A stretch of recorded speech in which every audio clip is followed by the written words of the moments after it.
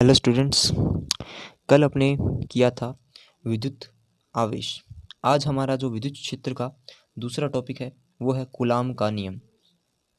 Coulomb का नियम क्या होता है, ये किसके बारे में है और इसमें क्या क्या तथ्य हमें पढ़ने हैं वो हम पढ़ेंगे। और सबसे पहले बात करते हैं, कूलाम का जो नियम है वो विद्युत बल के इर्द गिर्द घूमता है। विद्युत बल क्या होता है उसके बारे में अपने पढ़ेंगे और उसके बाद हम पढ़ेंगे कूलाम का नियम। विद्युत बल को आप समझना चाहें तो आप इस प्रकार से समझ सकते हैं कि विद्युत बल जो है वो चुंबकीय बल के समान है। अब चुंबकीय बल क्या होता है, चुंबक को आपने देखा होगा, जो नॉर्मल अपने बिहेवियर देखती है चुंबक का, कि जब चुंबक के पास दूसरी चुंबक लाई जाती है तो वो क्या करती है, या तो वो आकर्षित होती है या वो प्रतिकर्षित होती है। या तो वो अट्रैक्ट करते हैं या एक दूसरे को क्या करते हैं, दूर फेंकने की कोशिश करते हैं।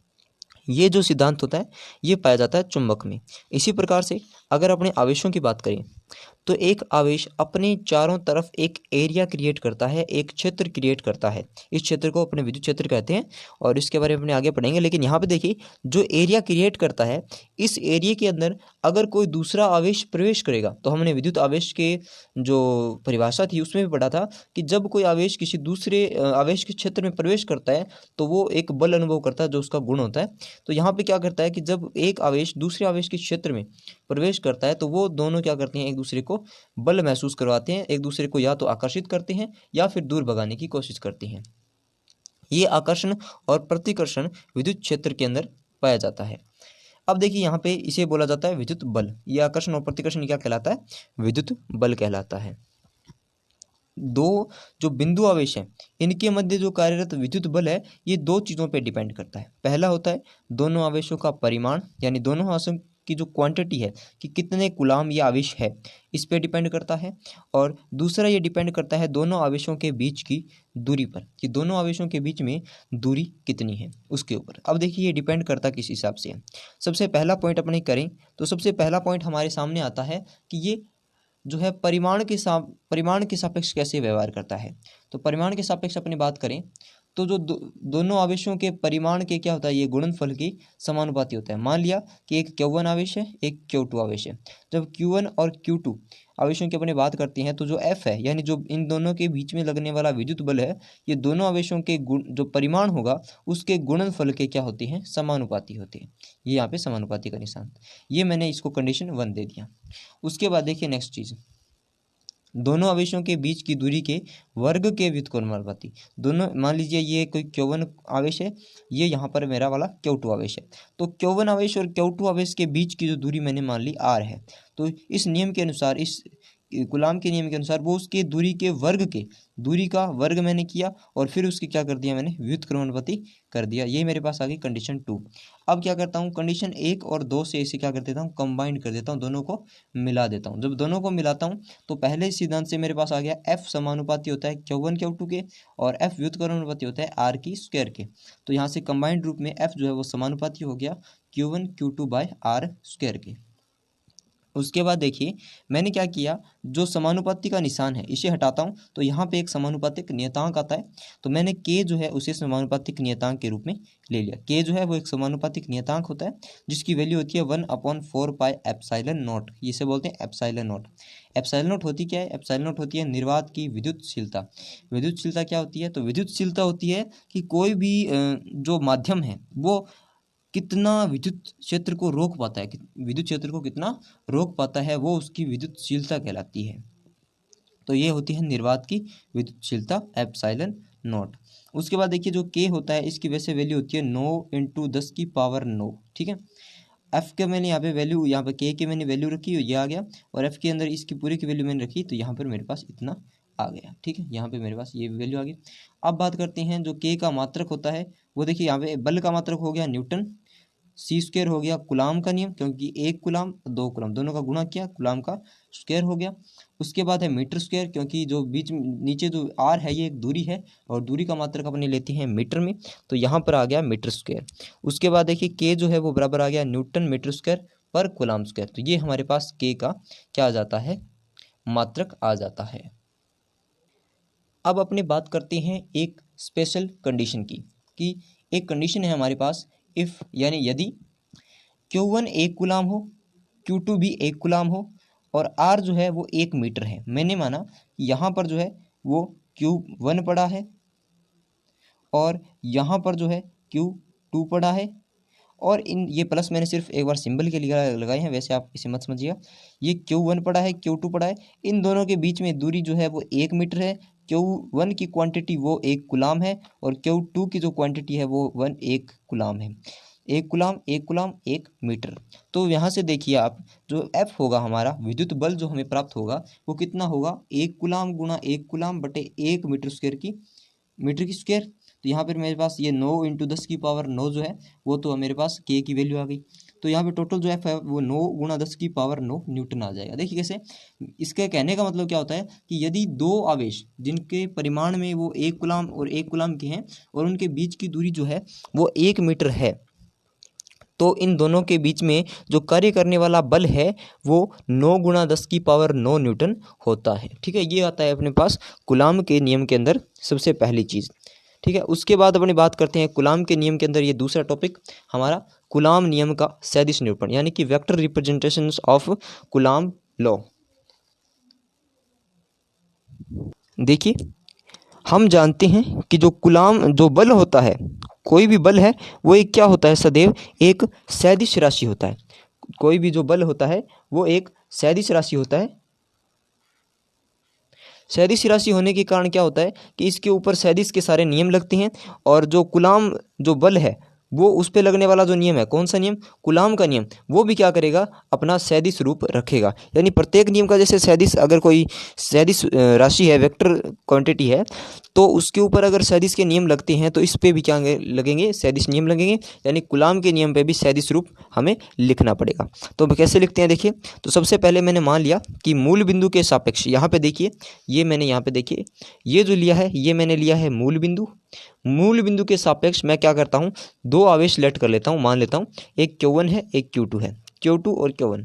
अब मैंने मान लिया कि मूल बिंदु के सापेक्ष Q1 का जो स्थिति सदिश है वो R1 वेक्टर है, वो सदिश जो इसकी स्थिति बताए निर्देश अक्ष में जो इसकी स्थिति बताता है वो मैंने ले लिया R1 वेक्टर, और जो इसकी स्थिति बताई वो मैंने ले लिया R2 वेक्टर। अब देखिए, इनकी जो स्थिति अगर बता रहे हैं तो इनकी जो दिशा रहती है वो सदैव रहती है इस मूल बिंदु से इस तरफ।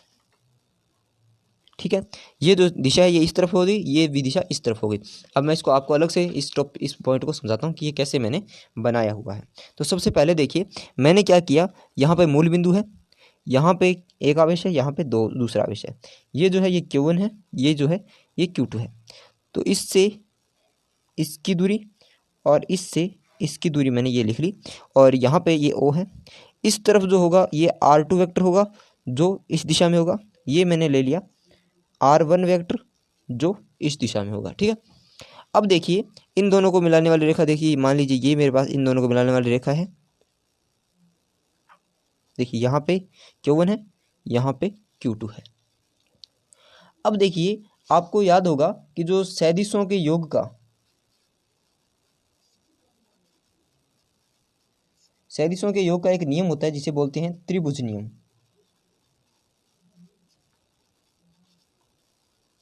त्रिभुज नियम के अनुसार क्या होता है कि जो एक ही दिशा में चल रहे हैं, जो एक ही दिशा में सदिश चल रहे हैं, उन दोनों का जो ऐड है वो तीसरे विपरीत दिशा वाले सदिश के बराबर होता है।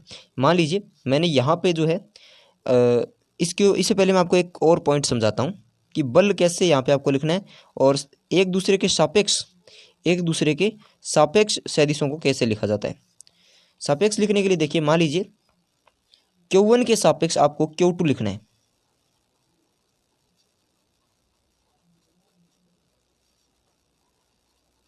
देखिए, मान लिया कि Q1 के सापेक्ष Q2 आपको लिखना है, तो आप इसे लिखोगे R21 वेक्टर बराबर, यहाँ पे आप लिखोगे R21 वेक्टर बराबर, आप इसे लिखोगे R2 vector minus R1 vector.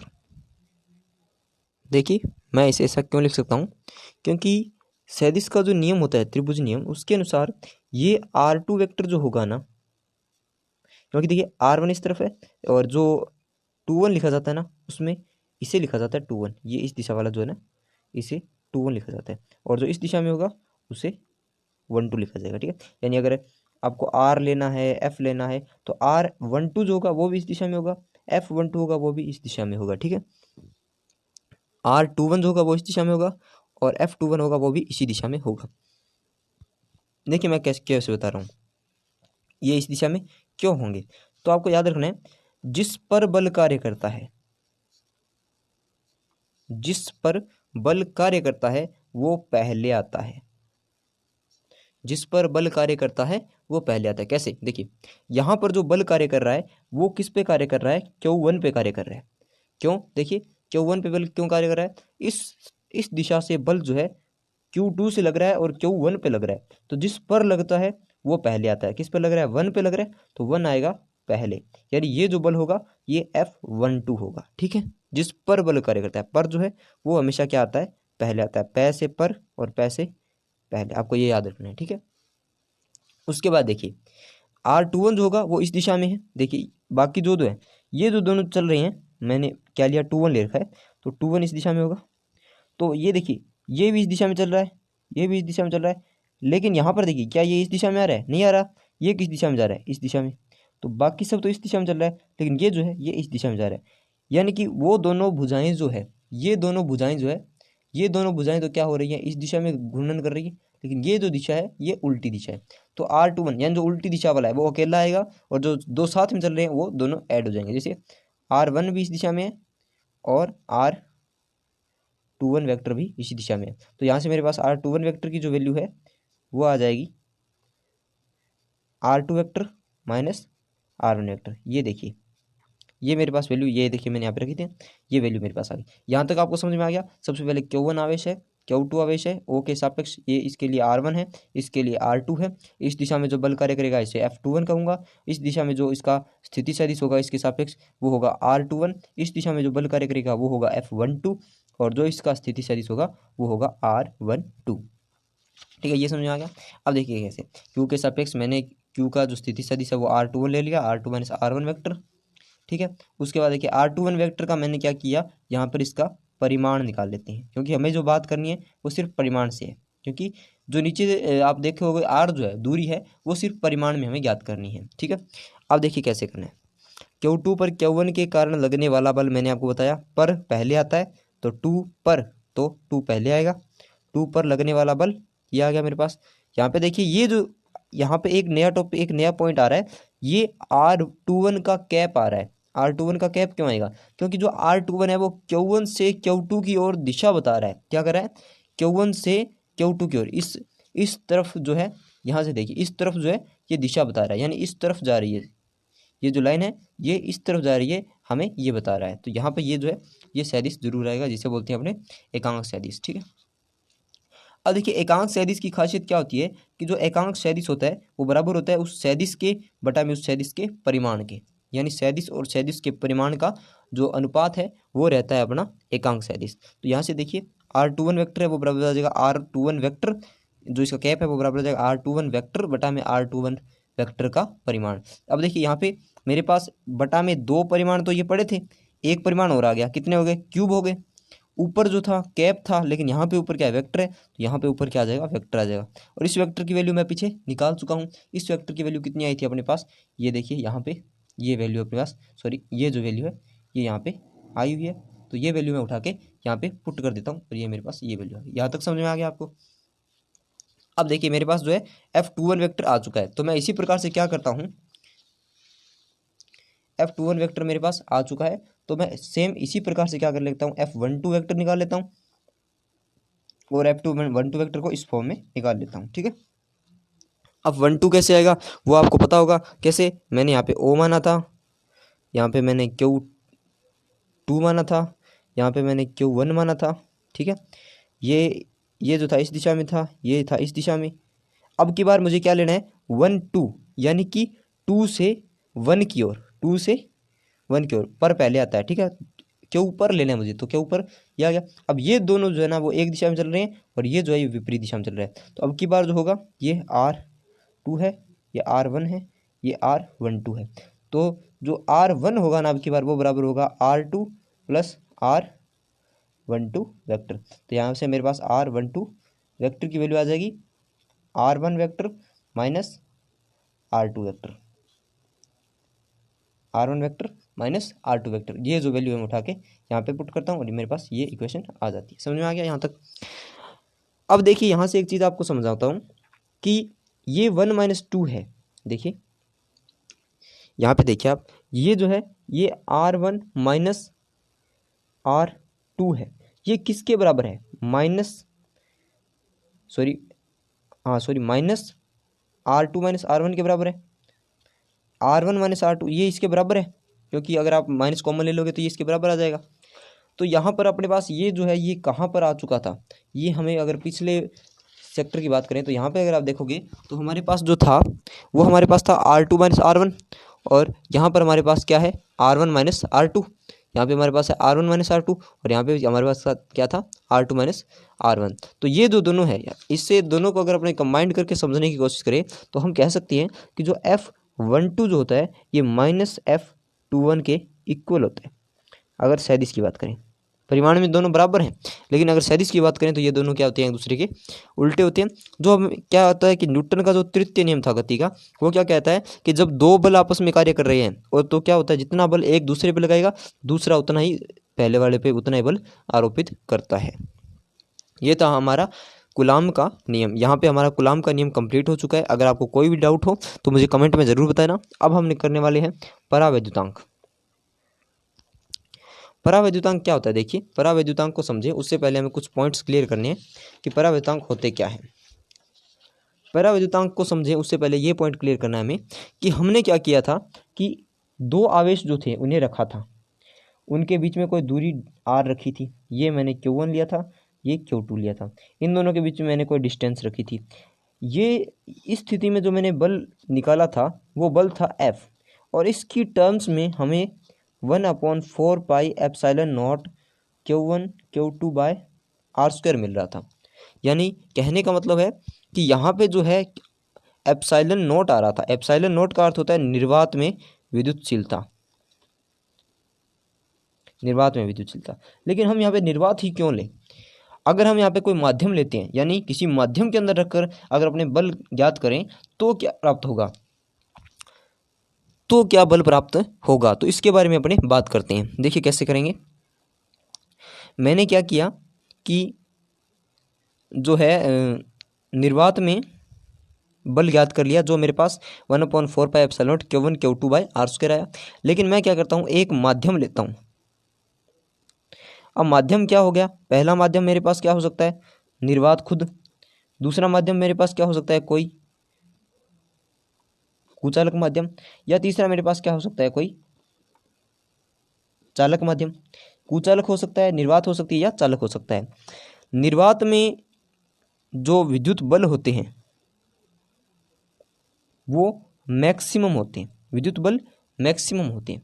कुचालक में ये जो है ये मीडियम होते हैं, और चालक जो होते हैं उनमें ये शून्य होते हैं, जीरो होते हैं। क्योंकि जब आप किसी दो आवेशों को चालक के अंदर स्थापित कर दोगे तो चालक के अंदर स्थापित कर दोगे तो वो तब तक बल नहीं लगाएंगे जब तक कि वो फ्री ना हो। जैसे अपने देखते हैं कि चालक के अंदर तो पड़े रहते हैं, उनमें कोई बल कार्य नहीं करता। तो यहाँ पे आपको ये पॉइंट ध्यान में रखना है, ठीक है। उसके बाद देखिए कुचालक में, तो कुचालक में क्या होता है? कोई ना कोई बल कार्य जरूर करता है। इसी के बारे में अपने पढ़ेंगे। और कुचालक को ही कहा जाता है परावैद्युत, और इसी से हमारा जो टॉपिक है ये निकल के आता है, जिसका नाम है परावैद्युतांक। देखिए किसी माध्यम की उपस्थिति में विद्युत बल निर्वात की तुलना में जितने गुना कम प्राप्त होता है वो उस माध्यम का परावैद्युतांक कहलाता है। इसे अपने अगर मैथ के माध्यम से समझें तो ये हमें जल्दी समझ में आता है कि जो एप्सिलॉन r है यानी विद्युतशीलता जो है वो निर्वात में विद्युत बल, दो आवेशों के बदले जो विद्युत बल कार्य कर रहा है, और माध्यम में विद्युत बल जो कार्य कर रहा है, इन दोनों के क्या होता है? रेशो के बराबर होता है, इन दोनों के अनुपात के बराबर होता है। अब मैंने F0 की वैल्यू रखी जो मेरे पास एप्सिलॉन नॉट के रूप में होती है पूरी, और Fm यानी जो फोर्स इन मीडियम है, तो मीडियम मेरे पास मैंने एप्सिलॉन m रख दिया। जब इसको आप सॉल्व करोगे ये इससे पूरा ये टर्म कैंसिल आउट हो जाता है, इससे पूरा ये टर्म कैंसिल आउट होता है, ये ऊपर चला जाता है, ये नीचे। तो यहाँ पर मेरे पास ये टर्म आ जाता है, एप्सिलॉन r जो है वो एप्सिलॉन m और एप्सिलॉन नॉट के रेशियो के रूप में मिल जाता है। यानी माध्यम की जो विद्युतशीलता है एप्सिलॉन m वो एप्सिलॉन आर और एप्सिलॉन नॉट के क्या हो जाता है, डॉट के इक्वल हो जाता है। यदि माध्यम की जो पराविद्युतांक है, माध्यम का जो पराविद्युतांक है वो 1 हो तो एप्सिलॉन एम है एप्सिलॉन नॉट के बराबर आ जाता है। यानी किसी चीज़ का पराविद्युतांक जो होता है वो अगर 1 हो तो वो क्या हो जाता है, एप्सिलॉन नॉट के बराबर हो जाती है उसकी विद्युतशीलता। उसकी विद्युतशीलता क्या हो जाती है, एप्सिलॉन नॉट के बराबर हो जाती है, जो अपने कहते हैं निर्वात की होती ही है। अब बात करते हैं कुचालक पदार्थों को पराविद्युत पदार्थ कहा जाता है, जो अपने पढ़ चुके हैं। अब बात करते हैं कि किन किन चीज़ों के क्या क्या पराविद्युतांक होती है। हवा का जो पराविद्युतांक होता है वो 1.00059 होता है। निर्वात का जो पराविद्युतांक होता है वो 1 होता है। रबर का जो पराविद्युतांक होता है वो 7 होता है। और सुचालक जितने भी होते हैं उनका जो पराविद्युतांक है वो अनंत होता है। और इनमें बल जो है, विद्युत बल जो है वो 0 होता है, क्योंकि ये जो है ये विद्युत बल के क्या होता है, लगभग व्युत क्रमानुपाती होते हैं। माध्यम में जितना बल लगता है माध्यम की विद्युतशीलता उतनी ही क्या होती है, जितना ज़्यादा बल लगेगा उतनी क्या होती है, विद्युतशीलता कम होती है। और जितना बल कम लगेगा उतनी विद्युतशीलता क्या होती है, ज़्यादा होती है। ठीक है, अब अपनी बात करते हैं कुछ पॉइंट्स की। कुछ पॉइंट्स की बात करें तो इनमें सबसे पहला पॉइंट जो हमारा इंपॉर्टेंट पॉइंट निकल के आता है वो होता है कि जो आवेश हैं ये स्थिर होने चाहिए, तभी कूलाम का नियम लागू होता है। क्योंकि अगर आवेश गतिशील होंगे, अपने बात करते हैं गतिशील आवेश, तो आपने कल ही बात की थी कि जो गतिशील आवेश हैं उनमें सिर्फ विद्युत बल या विद्युत क्षेत्र नहीं होता, सिर्फ अकेला विद्युत क्षेत्र नहीं होता, उसमें चुंबकीय क्षेत्र भी या चुंबकीय बल भी कार्यरत होते हैं। चुंबकीय क्षेत्र या चुंबकीय बल भी क्या होते हैं, कार्यरत रहते हैं। यानी हम कह सकते हैं कि स्थिर आवेशों पर ही कूलाम का नियम लागू हो सकता है। उसके बाद बात करते हैं 10⁻⁻15 मीटर से कम कोटि की जो दूरियां होती है उन पर भी कूलाम का नियम लागू नहीं होता। मान लीजिए आप 10⁻⁻15 कोटि से कम की अगर दूरियां लोगे किन्हीं आवेशों के बीच में, तो इस स्थिति में जो है नाभिकीय बल जो है वो भी कार्यरत हो जाते हैं। नाभिकीय बल जो होते हैं वो विद्युत बल को क्या करते थे, प्रभावित करते हैं। क्योंकि अगर आपने पढ़ा होगा नाभिकीय संलयन या नाभिकीय विखंडन, वो जो क्रियाएं होती है उनमें क्या किया जाता है, बहुत नज़दीक लाया जाता है आवेशों को, इतने नज़दीक जितने अपने 10⁻⁻15 मीटर। तो इस स्थिति में भी कूलाम का नियम लागू नहीं होता। अब बात करते हैं जो दो आवेश कहीं पे पड़े हैं, मान लीजिए ये मेरे पास कोई आवेश है एक और एक मेरे पास यहाँ पे आवेश है। अगर मैं कोई तीसरा आवेश लेके आता हूँ तो इसके साथ जो बल कार्य करेगा वो अलग कार्य करेगा। ये जो कार्य इन दोनों के बीच में जो बल कार्य कर रहा था, इसको ये वाला जो आवेश है वो प्रभावित नहीं कर सकता। इन दोनों के बीच में जो पहले बल कार्य कर रहा था उतना ही बल कार्य करता रहेगा, चाहे इसके संपर्क में कितने भी आवेश आ जाएं। यानी ये जो दो आवेशों के बीच में जो कार्य करने की जो अंतर्क्रिया है, ये द्विवस्तु अंतर्क्रिया है, ये सिर्फ दो ही आवेशों पर निर्भर करती है। तीसरे बल इसको जो है प्रभावित नहीं करेगा। बस ये है कि ये इसके साथ अलग बल जरूर लगाएगा, अलग अंतर्क्रिया जरूर करेगा, लेकिन इस अंतर्क्रिया जो ये पहले अंतर्क्रिया चल रही थी इन दोनों आवेशों के बीच में, इसको ये इफेक्ट नहीं कर सकता। ठीक है, यहाँ तक समझ में आ गया आपको। अब अपने कल करेंगे इसके आगे का नियम जो होता है अध्यारोपण का सिद्धांत। आज के लिए इतना ही, अगली वीडियो में अपने ये जो चैप्टर है वो जारी रखेंगे। अगर नए हैं चैनल पे तो सब्सक्राइब कर दें, वीडियो को लाइक कर दें, शेयर कर दें अपने दोस्तों के साथ, और अगली वीडियो आते ही सबसे पहले आप देख पाएँ। तो मिलते हैं नई वीडियो के साथ। जय हिंद, जय भारत।